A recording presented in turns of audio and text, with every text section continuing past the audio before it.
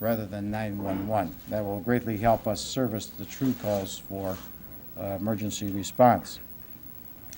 We will be flying 5 Detroit Police helicopters on these missions. Stroh has graciously also loaned us their helicopter, and we'll be utilizing that in the same manner.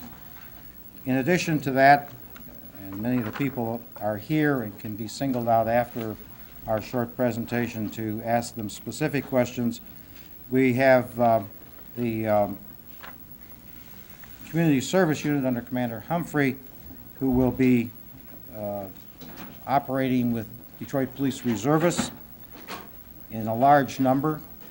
He will also be operating with the community volunteer programs in addition to the Detroit Police Reservists, and those include, but are not limited to, the presentation in schools with the cooperation of Dr. Jefferson of appropriate kinds of materials for school children.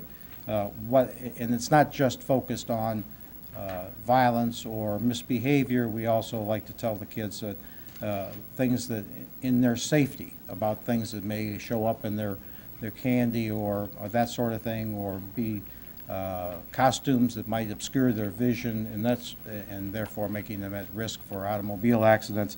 Those materials will all be presented under Commander Humphrey's direction to all of the schools that we'll be able to reach. The Junior Police Cadet Program that the Mayor mentioned intends to field 1,000 junior police cadets, principally to circulate flyers in the communities that are similar, if not identical, to those circulated by the crime prevention folks.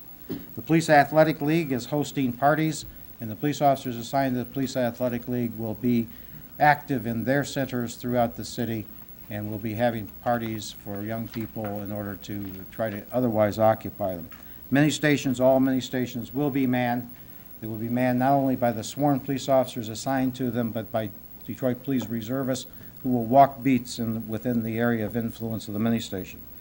We've had a tremendous response from 35 radio patrols, CB radio patrols. That probably represents something in excess of 1,400 or 1,500 citizens who will be on patrol and have even equipped their vehicles with garden hoses in order to help put out the small minor leaf fires or rubbish fires that they encounter. They will be in direct communication with their base stations, who will communicate the information to the command post. The Utility Company Eyes and Ears program will be in full swing for those utilities that field response units at night during this period of time, and they will use their standard reporting procedure. There have been 5,000 neighborhood block groups contacted by Commander Humphrey's people asking their cooperation for vigilance and patrol within their own areas, and I think that fairly well concludes our response. Thank you. Okay, well, you've heard the highlights of what I think is a comprehensive plan involving not only a total mobilization, a maximum mobilization of the Detroit Board of Education, the various city departments involved, as well as the citizens themselves. I think you also noted in the release that for those 2 days, those 2 nights, we will be enforcing the curfew laws. And that means that any person who's not yet reached 18 years of age out on the street alone, not accompanied by a parent or an adult, a guardian, will be taken into custody. Will be taken to the nearest precinct station where their parents and or guardian will have to pick them up. The youngster will be ticketed, and the parent also. I would like to use this opportunity to prevail upon parents to get their youngsters off the street by 10 o'clock. And upon parents, somebody's starting these damn fires. And all these kids are not orphans who are starting these fires. So here again, whatever's happening in our city is within our control. It's our kids. So let's talk to them. We're going to try and talk to them through their parents or through the schools. We hope we don't have to talk to them at the precinct station on Devil's Night and on Halloween. Mayor, why do you think Devil's Night has gotten so out of hand in recent years? Is it because the kids simply think they can get away with it? Well, that's a question for a psychologist or some know-it-all on a newspaper or television station. I couldn't answer that. I just deal with the facts. What's your main message? You're trying to tell the kids that they simply are not going to get away with any trouble. Is that? Well, that's part of it, but that's a small part of it. What I'm trying to do is to talk to the majority of the kids who I don't believe are about to get into any trouble and ask for their cooperation and to help us put pressure on those kids who might. I'm trying to prevail upon parents to control their children. I'm trying to call on citizens to volunteer and reinforce the efforts of the schools, of the police department, of the fire department, of DPW. That's the principal message. Principal message is not a threat to anyone. Mayor, it was suggested last year that a lot of the fires that had been set were not juvenile vandalism, or in fact set by professional torchers who wanted to use Devil's Night as a cover for their activities. That's a theory. I don't know whether that's true or not. That's why we're mobilizing as we are in an attempt. One of the reasons for attempting to get youngsters off the street by 10 o'clock is that anybody who's out there after 10 o'clock and who's obviously a young person is going to be questioned and stopped.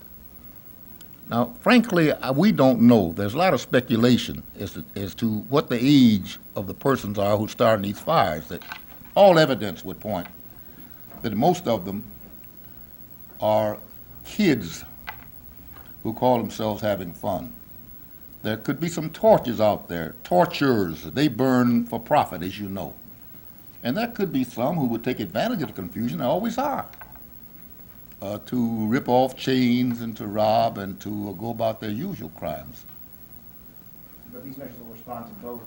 Well, I think the plans we have are designed to deal with all these contingencies, and maybe after it's all over, we'll be in a better position to answer your question as to who caused it or who was going to cause it. Frankly, I don't know. Mayor, do you worry that some of these kids might not take all of this as a challenge?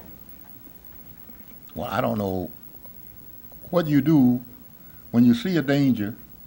I don't know what you can expect to do except to respond to it.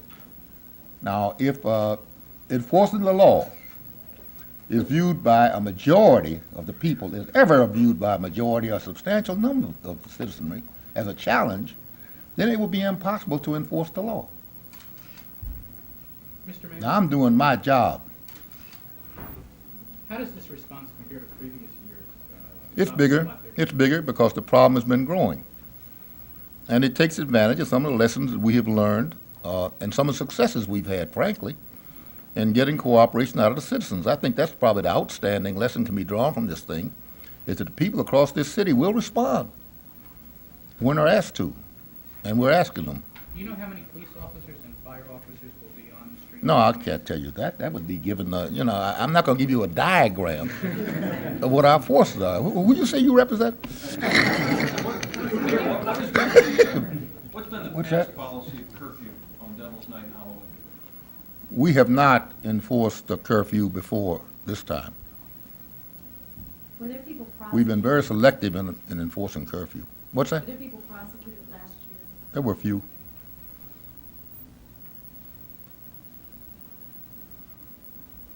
Mayor, if I could ask you to address yourself to the other part of the statement about your summit next month on the shootings of the young people. What is the significance of that? Why are you taking that measure? Well, this measure, as you know, I think you've been at all previous summits. We've been talking since 1976. We've been having these meetings that consist of the various components of the criminal justice system. That is, the judges of the various courts, the prosecutor, the police department, the corrections department, etc. We said at the last meeting over the book Cadillac, maybe 2-3 months ago, of this task force, that we'd come together again in November to deal with what even then was emerging as a growing problem in our city, and that's the widespread use of guns and violence among young people. And we see that that is escalating. We feel that we need to make some specific plans to deal with that. And we're in the process now of having discussions with the various groups that I mentioned to you, including the Board of Education. By then, we hope to have some concrete recommendations for steps. At that point, we will make the announcement. But this is not something that was determined just yesterday or day before. If you were at the last meeting, you know that we announced 2-3 months ago we'd have the meeting in November. We also told you what the subject matter would be. Are you optimistic that you can deal with juvenile shootings, neutralize that in the same way that you were able to deal with the rape problem? I can't tell you in advance of what the tactics will be. If I could, I wouldn't have to be in consultation. I could tell you right now. Mayor, speaking of crime, a congressional study was released today. It cited Detroit as the second worst city in the country for quality of life based on crime, a failing education system, and deteriorating housing. Would you have any response? Well, obviously, I haven't read what you read, and I'm not going to respond to hearsay. All I can tell you, and I wonder if that committee cited Detroit as having the worst, highest level of unemployment of any major city in America. Do you think there's a direct correlation? Well, I'll let you answer that question. Will the next crime summit deal with the shootings that occurred this week in the Detroit Public Schools? And should that be the city's? This next summit will deal with crime in the city. Do you see any new steps the city could take, the city police department could take? That's another version of the question was just asked. I'm not prepared at this moment to outline steps we will take. We have made considerable progress in bringing all the elements of the criminal justice system together on an approach that will be disclosed next month. Mayor, back to the Halloween for a moment. I think there's been talk in the past that some people think that door-to-door trick-or-treating should just be banned altogether. Do you think a step that drastic would be necessary? Well, obviously, we haven't taken it. You know, you could also shoot Santa Claus, but we're trying to take reasonable steps, you know. Would you prefer that the parents, would you prefer the parents send their kids to parties, though, rather than send them? I would prefer that the parents accompany youngsters. I'll tell you, at one point, we were considering calling for a curfew of persons under the age of 12 after dark. And as you know, this time of year, dark could take place between 6 and 6:30. But we thought the better course would be to appeal as we have and as we are now to the parents, urging them, if they have small children, they should accompany them. They shouldn't turn them loose in the street. I'd be very, very careful if I were a parent of a small child about having that child accept candy or fruit from any person, including some relatives.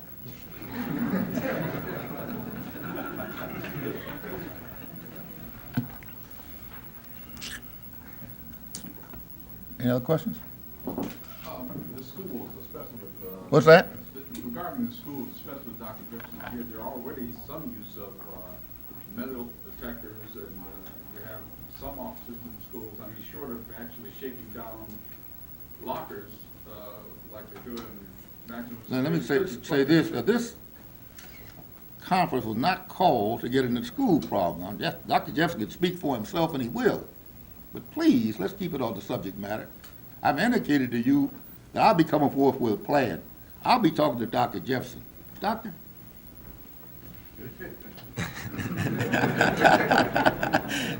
Maybe what I should do is just sit down. After that, as the mayor has already indicated, and many of you who have followed this know that the mayor, under the mayor's leadership, last year, we mobilized this community. I was at the meeting the mayor referred to a couple of months ago. He indicated at that time this broad-based coalition. We will take them. Any further questions on Devil's Night and Halloween? Yes, sir, but this is for Commissioner Jefferson. I'm curious about this 275 figure. You people last year were giving us numbers of 450 for fires and 600 and up for total numbers of incidents reported. What was your question again? The news release that you've been given tallies the number of last year's fires of 275. No, that's just the number of fires caused by children. That's not the total number of fires. Where do you draw the line? There are a number of calls that we have. Many of them are legitimate calls, many of them are false calls. People just got on the phone and call. Many of them are the same call. We might get 5 calls on the same incident. So for the number of juvenile If cause you, fires, it's if you check 275? our records, the fire department, we have less false alarms, less runs now than we've had in 14 years. Used to be a time we had 50,000 false alarms a year. Now we're down to like 8 or 9,000. And most of those will happen like that particular night, and then, or the night we have a bad storm. We get many calls, we get 800 calls, maybe that particular night, but 800 calls might be 300 legitimate calls because they're repeated calls. What would be an accurate figure to use for the total number of Devil's Night fires from last year? We had, like I said, many of those calls, the same call would be 3 or 4 calls. We had approximately 600 calls. How about the numbers of fires? Number of fires, I don't, You have a figure for fires. Are you questioning the figure? Yes.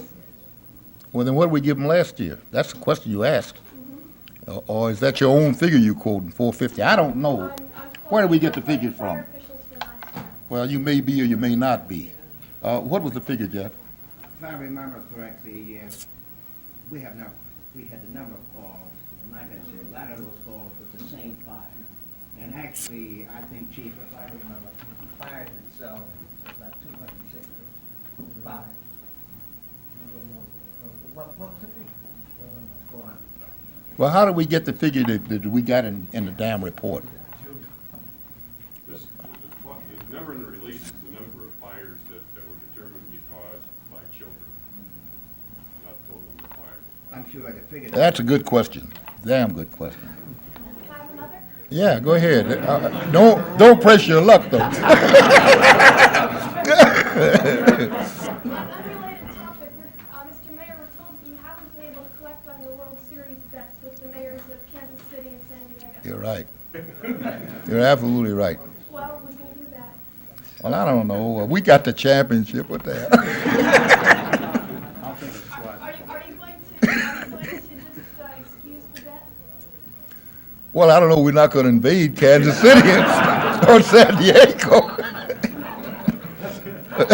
You know, these guys are such poor losers. I'd be afraid to drink that wine and eat that steak anyhow.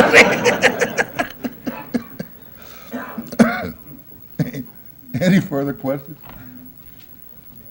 Okay, thank you very much.